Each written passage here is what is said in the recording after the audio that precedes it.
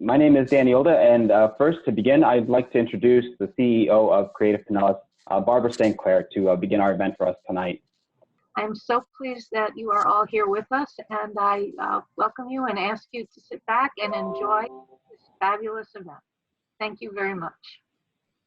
Each year, Creative Pinellas awards up to 10 emerging artist grants. So that includes grant funds for the grantees, of course, but it gives them an opportunity to participate in a mentorship program over the course of the grant period, and finally a chance to display the work that they've been working on over the course of the grant period at the gallery at Creative Pinellas.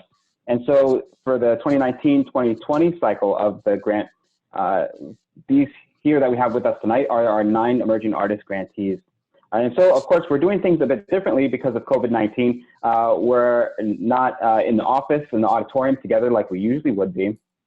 So instead, we're going to be doing this remotely via Zoom. And we have all the grantees here with us this evening. We're going to be talking about it a little bit more later, too. But the exhibition that the grant culminates in is also going to initially be virtual. We're going to be opening a virtual exhibition of the emerging artist grantees' work on May 14th at the virtual gallery at Creative Pinellas. But there will be an in real life exhibition eventually of these artists' work. We're going to be speaking first with Patricia Derderian. All 9 of our grantees this year happen to be visual artists. So it's something to keep in mind as we speak with them. So first, again, we have Patricia Derderian. Patricia, you paint a lot of social settings. A lot of your paintings involve crowds, like the image that we see here, or the paintings of social spaces. I wanted to know what attracts you to these social scenes. That's very, very funny now that we're in this weird situation. The scenes, so I have background in architecture, so and this scene for me, I paint places that for me are very that I love and that I feel some kind of energy. And I always say that even people say, you paint cities and all. And for me, actually, the city is just the background. For me, the importance is the people. It's because these places, they are alive because of the people. So this tiny little people that I put very loosely and colorful, for me, is what makes the places move and what makes us be there. And that's kind of what I got from my architecture background, because for me, architecture is we have this magical power to create a place that will become alive. And that's what I paint, yes. At least in this series of that is what I have been doing before the grant. And I was wondering, after looking at your work a lot today, how has COVID-19 affected that? Now that everybody has sort of withdrawn from those social spaces, everybody's indoors, has that affected the way that you've been making work over the course of the grant period? Yes, it changed a lot for me because I work my studio is at home, so I work normally five hours a day every day, and now I have my 2 babies at home. One is 4 months old and another is 2.5 years old, all the time with me. So now when I can, I work like 1 or 2 hours a day, the days that they decide to sleep at the same time. Otherwise, it's very, very hard. But I can't complain. I have an amazing husband that helps every time that he can. And, well, it always can be worse. So I'm happy that I have this great environment, this great family, and I'm doing what I can. Well, that's very good to hear. Thank you, Patricia. I want to ask a couple questions from Steph Hargrove next. Steph is also a visual artist, of course. Steph, you generally work a little bit more in 3D work, and your work is especially more social and political in nature. So I wanted to ask you then about that social political tendency. Can you tell us a bit about your background in social practice art? So I was in college at UT Dallas in Texas, and I had just graduated actually, and I was so honored to be invited to be a part of Rick Lowe's team for his social practice project that he was doing in Dallas at the time, translation. And we worked with a community in Dallas. It was a community basically of immigrants and refugees.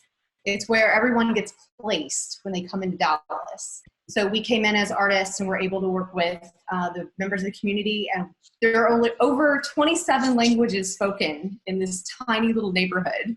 And most of those languages are not in Google Translate. Like, you can't use your phone. So we did a lot of hand gestures and facial expressions, but we were able to communicate and actually made a lot of great friends in that program as far as meeting the community there. But that was my first big social practice project. But even prior to that, what got me invited was I was already creating work based on statistics around social and environmental statistics. So. Oh, very interesting. And like one other artist we're going to be speaking with tonight, Steph, you're relatively new to the state here. Maybe if you have a moment to tell us a little bit about your move and how that affected your work. Right.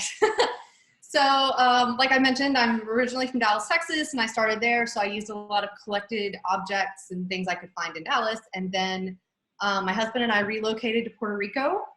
And so that changed up my work quite a bit. I was living on the beach. It was beautiful. And I had a whole new set of statistics, a whole new set of things that made me angry and therefore made me want to make work about it. And unfortunately, we weren't in Puerto Rico that long because Hurricane Maria came along, and we became hurricane refugees for about 6 months. And then we finally landed here in Clearwater.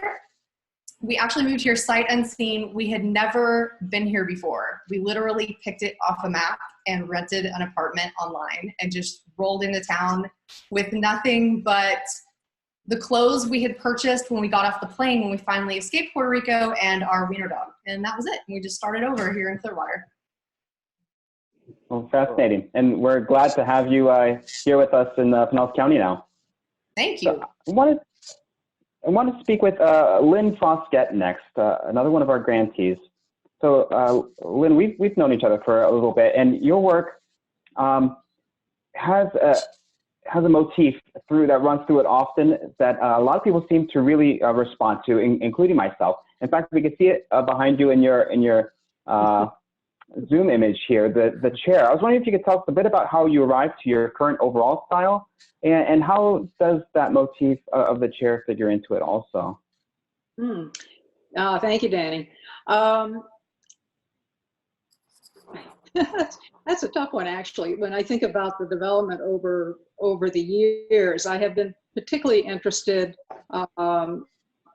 in architectural shapes, of which the chair, of course, is one. I like the positive and negative space that it creates.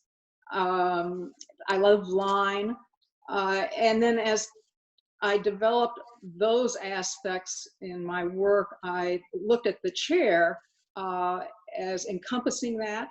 And then it began to morph a bit into a connection with memory, with family in particular. I have some pieces, chairs, actual chairs from my great grandmother. And I was thinking through a lot of those types of memories and how a chair actually can elicit that response in one. I think of the chair as a symbol of loss sometimes, somebody who has left. Certainly it can be thought of as something to waiting for someone new to come or return.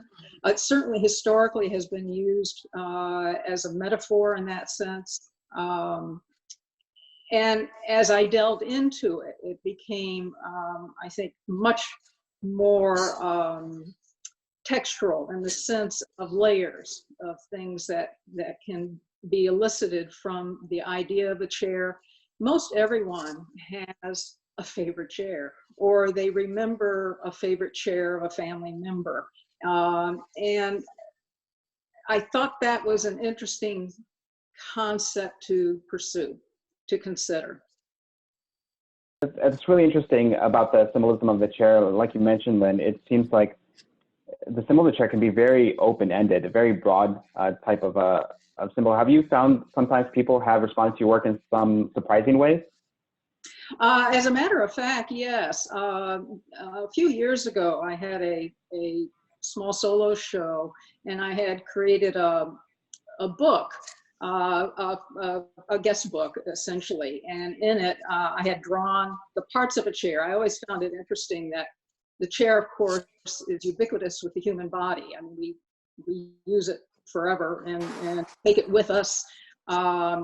It's the parts of the chair are named after our parts. So we have arms and legs and feet and toes and elbows and some chairs, ears, and all of that type of thing. So I did an outline of a chair for each page and naming the different parts. And I asked people to just make comments, obviously, about the show and their thoughts about a chair how that elicited a response from their own feelings about it. And I had some very interesting ones. I had one person who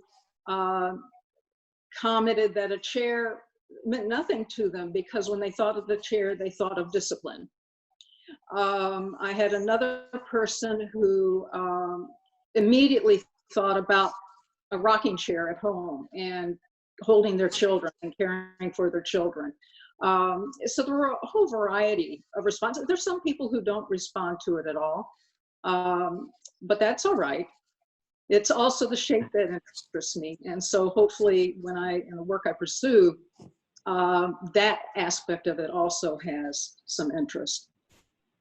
Yeah, well, that's part of being an artist. Yeah. Thank you, Lynn. Next, we want to speak with Mark Mitchell. Mark Mitchell is a painter, an artist. He creates paintings that are very technically proficient. You'll see how realistic they seem, but Mark, you also use a wide variety of different types of imagery throughout your artwork, and it's sort of almost a collage type effect.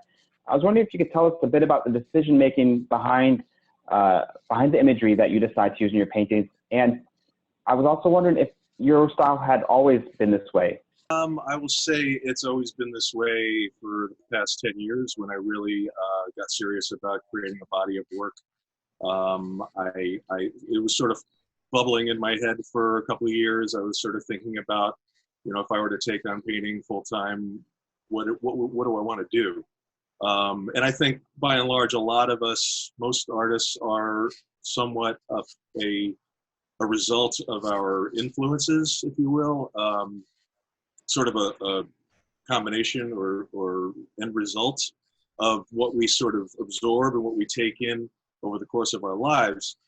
I always responded to pop art and grew up loving, just fun stuff, colorful stuff. Peter Max was big when I was a kid and had posters on the wall. And I got, more into, art education. I discovered Warhol and Lichtenstein and all the great classic pop artists of the 60s. And when I stumbled onto James Rosenquist, especially, and Tom Wesselman, there were these painters that were employing a collage technique in their imagery that I thought just elevated the whole style. Using juxtaposition, which, in my mind goes back to surrealism, which is another very favorite genre of mine.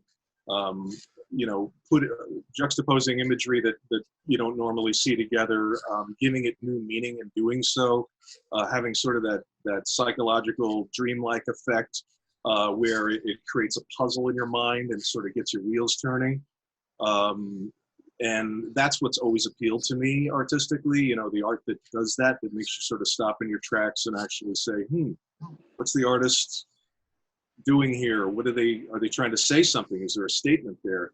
And what are those things doing together? So, it's sort of that tension that I love to sort of explore, and at the same time, try to do it in a meaningful way. It's not really collage for collage's sake. It's symbolism, metaphor, and themes that, together, hopefully that sort of collage approach comes together and makes a point. And, I use it to sort of explore a lot of social issues or things that are on my mind. I think as artists, it's kind of a responsibility almost, depending on your genre. But you know, I like to sort of use it as an opportunity to sort of make my statement or pose my point of view through the work.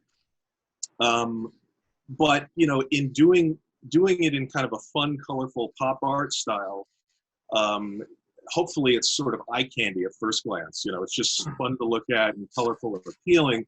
But then, you know, as you take some time with each piece, you get a chance to kind of ruminate and see the different elements and how they relate to each other, and hopefully form your own narrative. You know, and I've heard a lot of feedback from different artists, not people, you know, art lovers, the audience, you know, kind of reading into things out of their life, or they're giving it their own meaning, not necessarily what I intended, but it's that always I find very rewarding, in addition to having that sort of creative outlet to, you know, explore my feelings on a particular topic.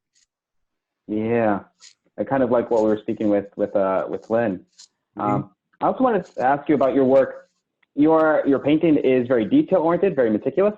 I imagine you must actually really enjoy just the craft and act of painting also. Definitely, yeah.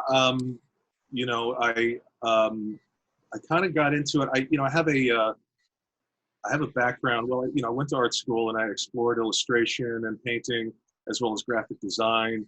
So that whole, I think that actually kind of gave me a balanced approach to it, where the idea in my head is as important as the execution. I appreciate craftsmanship, so I always want to give that my best effort.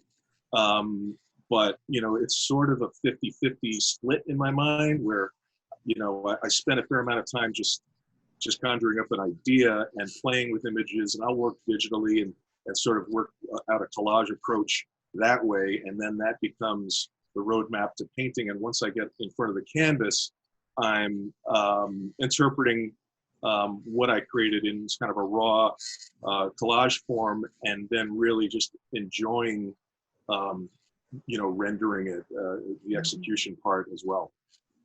Very interesting. Thanks a lot, Mark. The next artist we want to speak with is Zoe Papas. Zoe primarily works in drawing. And drawing, of course, is an ancient art form. And it also feels like Zoe, just looking at your art, you can see a lot of the Baroque and Renaissance influences in your work, but you also make effort to push the medium forward too. I'd love to know more about how you've been experimenting with the medium of drawing in your practice. Yeah, so I mainly work with charcoal on paper, but as you can see in this piece here, and a couple other pieces I did recently, I have this area in the center. In this case, it was originally a mirror because I draw from life. And that actually was something that I cut out. And then the watercolor image behind that is on a separate piece of paper, and it's framed almost in a shadow box kind of fashion. So the background is almost like it's set behind the first drawing. So this kind of shadow box thing is something I've been experimenting with lately, and I think it's something that just, it adds something extra. It's just more than a drawing. So I've been kind of enjoying experimenting with that additional element in my artwork. It's really interesting seeing it in person. Like you mentioned, it has a real 3D effect to it. I remember the first time I saw it was during an exhibition for the professional art, the professional Papa. It was a Papa show. The Professional Association of Visual Artists. Yes, that's it. And so I walked right by the piece, and then I had a second thought and had to go back and go check it out because I wasn't sure what I just saw. So drawing also is a really interesting medium in itself because it's so fundamental. It's to every artist practice. I wanted to know what draws you to drawing as a medium. Say instead of go into any of the other routes that you could have. Yeah, so I really enjoy drawing. It's just, I like the process behind it. I like not having to wait for paint to dry. I like being able to just put something on the paper and erase it and rework it. To me, drawing is like problem solving. So I really want that immediacy, you could say. And I imagine you draw from life models often? Yes, I do. And very, very interesting. Well, so we're going to be having Zoe's work, of course, in the virtual gallery too. So we encourage everybody to come see that, but we'll also be doing a real life installation of all the artist's work. It's definitely something you'd need to see in real life. The way she brings this drawing to life with these 3D effects, and her pieces are great to see in person. And thank you, Zoe, for sharing that with us. Next, I want to ask a couple questions of Gianna Pergamo. So, Gianna, you work a lot in visual art, of course. I believe I could say some illustration design. I have a very unique style that I feel like at this point I can tell when I see one of your pieces. Something interesting in reading your artist statement before, though, you mentioned your work felt like an act of discovery. I was wondering if you can explain what that means. What is your process like, and how does it feel like an act of discovery when you're working? Hi. Oh, am I up yet? Yep. Oh, okay. Hi. I'm Gianna. So I work in mixed media. I'm making collages that I paint on, that I collage and I paint, and I collage and I paint. So I usually work on maybe 2 to 5 of them at once. And I get all of these collage pieces together. So I kind of have an idea of what I want. I have animal pieces, I have people pieces, I have background pieces, I have all these different pieces. So I have some ideas of what I want to make, but I don't have exactly what I want to make. So when I start putting the pieces together, it's a surprise. Each time I make it, it's something surprising and fun to me. I'll try a lot of different pieces together. Okay, maybe here's a cat, and it's going for a walk in a garden, but now maybe it's an alligator, and that's funnier to me, or it reminds me of something else. And so I just keep trying things until I find something that I like, or that resonates with me. And then I keep going from there. And even as I add new things or I paint on top of it, it changes a lot while I'm making it. So I never really know what it's going to turn out to be. Very cool. Yeah, I feel like when I look at your work, it's really easy to imagine a complex story, a narrative behind the work. Do you feel like you form these narratives in your mind as you're working? I think of them as kind of story pieces, like little, not a full story. Like I don't come up with a full narrative for that animal, but it's more as if like you were to run into that, a friend at the store, and you see them doing something, or you catch a neighbor in their garden doing something, and maybe you don't know the entire picture, but you get a little glimpse into their life. Oh, very interesting. That's exactly what it feels like. I know you shared one of your pieces on Facebook recently for people to color in, and printed it out for my daughter, and we had a great time. Not only coloring it, but really imagining some of the possible story behind it. So thank you again, Gianna, quite a bit. Oh, thanks. Next, we want to speak with Kodi Thompson. And Kodi is a visual artist as well. And some of your recent work, especially what we saw with the grant application, is very interesting. It's taking 2D, often maybe what I'd call street-based surface designs, and essentially sort of force them into a 3D world. You called it drawings in space. I was wondering if you could tell us a bit more about this process, because I found it really interesting. And how did you get to that process? Certainly, yeah. So the process that I'm working with currently, it's called extruding, and I like to tell people to imagine themselves as a kid with their Play-Doh, and you have that little contraption that you can slide that little grid into and push the Play-Doh through, and it squirts out like spaghetti. It's that same process on a large scale. So instead of being, you know, a 6-inch long contraption, mine is 7 feet tall and can hold 100 pounds of clay at a time. And basically what I've done, long story short, my surface became my forms. And to kind of dive into that a little bit, I was working with tar paper stencils at a time, and I was cutting out shapes that were either shapes of things that have to do with my past and my upbringing or experiences I've had, and then also my own handwriting. And I would cut all those stencils out, pile them up kind of out on a table or some sort of surface, and then roll clay over top of it. And then when I flipped it over and pulled the stencils off, I had this really interesting interaction between all these shapes. Basically, I went into that composition and picked out some smaller shapes, which became my dies that I can then connect to the bottom of my extruder and turn into a 3-dimensional form. So when I'm, you know, after I extrude, push the clay through the die, it becomes kind of, it's very column-esque. And at that point, I can set it on my table and cut it and alter it and carve it out and attach it to another one or kind of whatever I want at that point. So it's a pretty involved process of, you know, getting to where I'm at now, but it's really exciting and it's super physical, which I really love, and also unpredictable, working with large scale ceramics and working with very thick ceramics.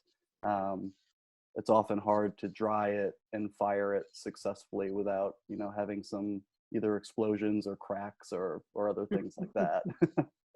Yeah. And I hate to pry, but are those works in progress behind you? Yes, definitely. Yes. So it seems like a really intense process. Do you enjoy the process itself behind this work, or do you feel like it's a sort of a means to the end product? I definitely enjoy the process. It's really physical up to the point of like getting the extrusion out and put on the table. And then after that, it's kind of, I have to let it dry and I cut it and I don't really move it that much until it's time to take it to the kiln. But the process of wedging all the clay and prepping it and getting the extruder cleaned and prepped and ready, all of that stuff is really meditative to me in a lot of ways. And to, you know, I like to stay physical, so it certainly helps during these times when I'm not at work doing, you know, the assistant curator thing. I'm at home kind of jumping around doing my thing. Well, very interesting. Thanks for sharing your work with us and telling us a little bit about it. Certainly. Next, wanted to speak with Judy Vienneau. Judy, you also have an interesting style and especially an interesting combination of media and materials that I haven't really seen much of. I was wondering if you can tell us about how you arrived at the style, and especially with you know, the way that you've combined, say, painting with these wire forms. I'd like to know more about that. Well, I started off doing wire sculpture. I studied the work of Alexander Calder, and I tried to incorporate my background in drawing as a graphic artist with some training I was getting in sculpting the figure. And so it started off with individual wire sculpture. And then I also, you know, I come up with ideas, or I wanted to make a statement about society or politics or whatever. And so I do mixed media assemblage pieces. And so now what I'm doing is I'm combining the wire with the mixed media. And most recently I started painting. And the painting is intended to be really a background for the wire. I don't want it to be about the painting. I want the story to be told with the wire figures. So I'm attaching the wire in relief to the backgrounds. And that particular piece you're showing, that's really large. That's like 10 feet tall. And the background is a hand-dyed piece of fabric. And everything else is individual wire pieces that I connected to make that statement. Very interesting. The you know, a lot like I think of the other artists that join you here, Kodi and Zoe. Your work is very different than maybe some other forms of painting or sculpture. Have you found it a challenge to communicate? You know, to communicate sort of your vision to people or curators, since it's a lot different than a lot of other work? Well, it's really hard to photograph, for one thing. You know, when I photograph wire, it comes out looking like a line drawing, and I'm really trying to get the right way to show it so that I can submit my work to a curator for a show. And really, I've got most acceptance from the contemporary shows. It is more contemporary, I feel, than not. So, but it is difficult. It's definitely difficult to portray in a photograph. Yeah, I can imagine. Well, thank you, Judy, for sharing that with us. Next, we have Angela Warren, our final grantee. Angela created a lot of paintings, and I've noticed in the way I felt, but also in reading your artist statement, that your work is influenced a lot by being outdoors and the feelings that sort of come with being outdoors. Has the social distancing of COVID-19 affected the way you make your work, or even the content of your work lately, or have you found it really not to have a bearing much? I actually been spending a lot of time outside still, just walking around and exercising. I've been biking a lot, and I recently started to learn how to rollerblade, which was kind of a bad idea at first. I was like, what if I fall? What if I have to go to the hospital? But thankfully, I'm actually doing really well at it. So it's been fun. But a lot of the sketches I made outside before the pandemic started. So I went around Gulfport where I live, and I made little paintings on my bike. I stopped, I got off my bike, and then I just stood and did some live sketching.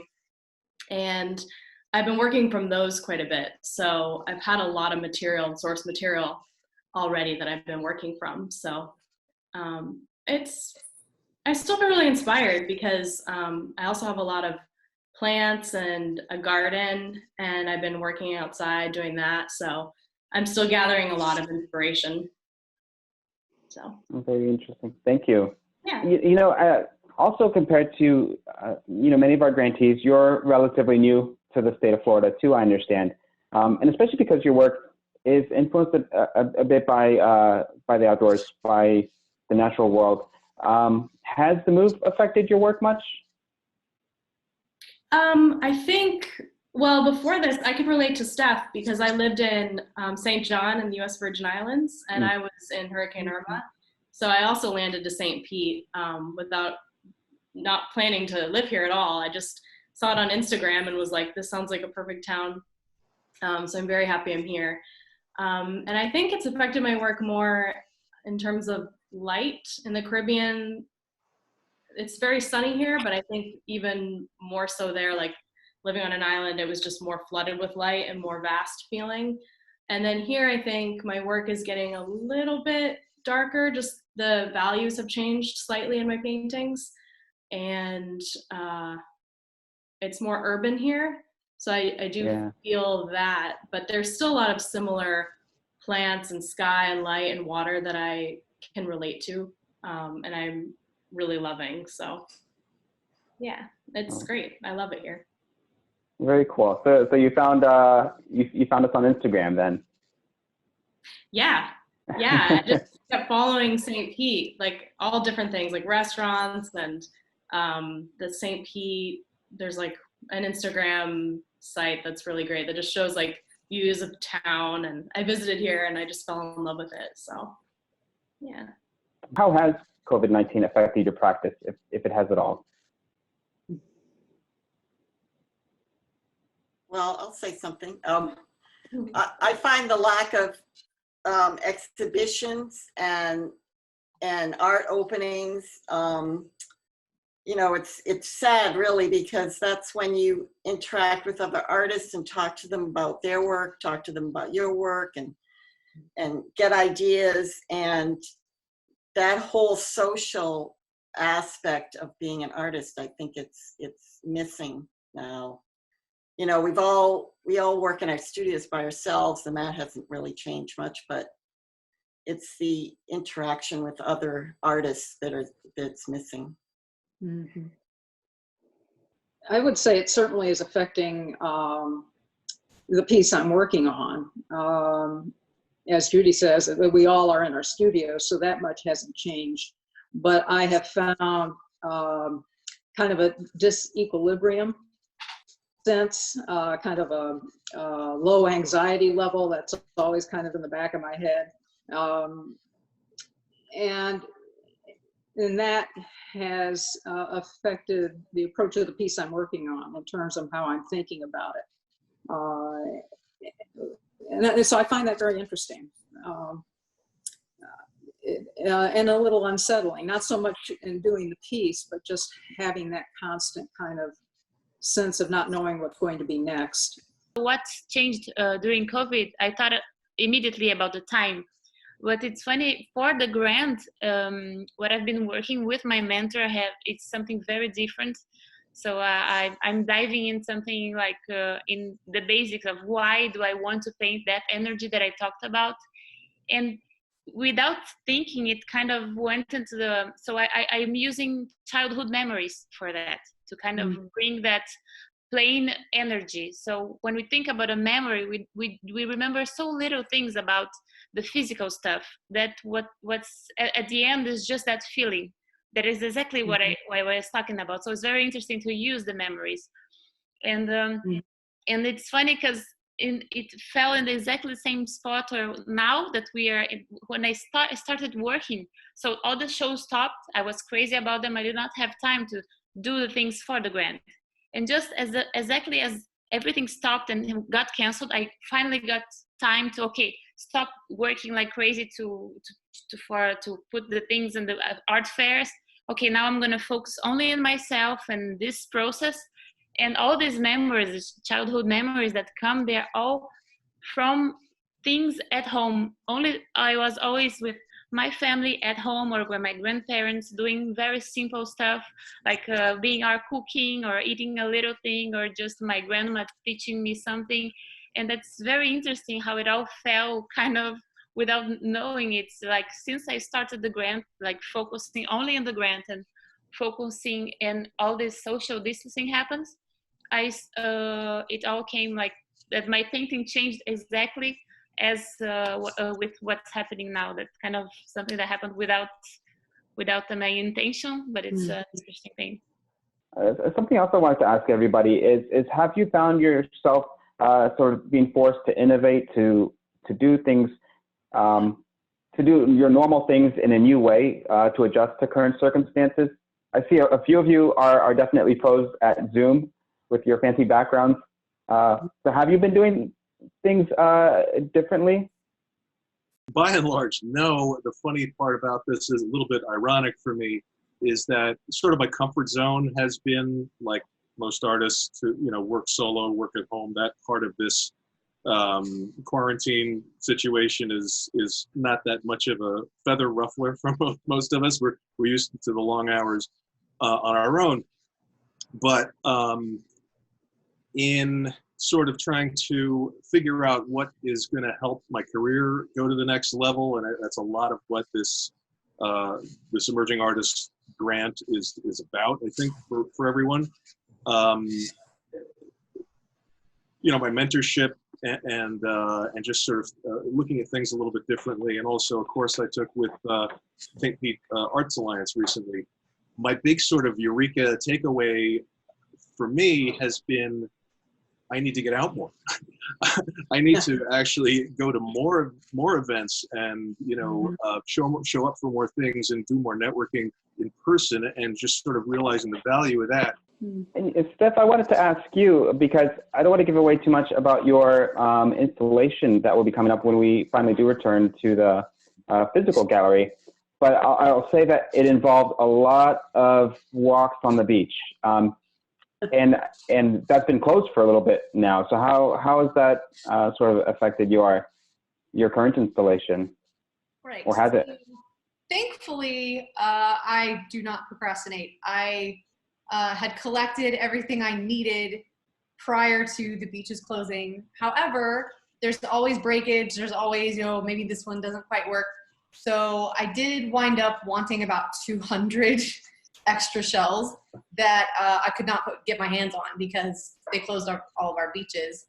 But being the collector that I am, I did have enough in my personal stash of my seashells, and I was able to complete that stage of the installation as far as painting and glazing all 2,511 seashells. Whoa. Furthermore, because we couldn't have our in-person gallery show just yet, and we're doing this cool virtual opening instead, for me, that was a huge challenge because virtual doesn't do me any good. I have to physically install this huge piece at the gallery. So after talking back and forth with you and thinking about it for a few days, I finally came up with this photography side project using those shells so it would still tie into the installation. So that was a fun surprise that I got a big chunk of extra work with a short amount of time to make it all come together. But it was actually really fun. I really enjoyed it. And I think it turned out great. So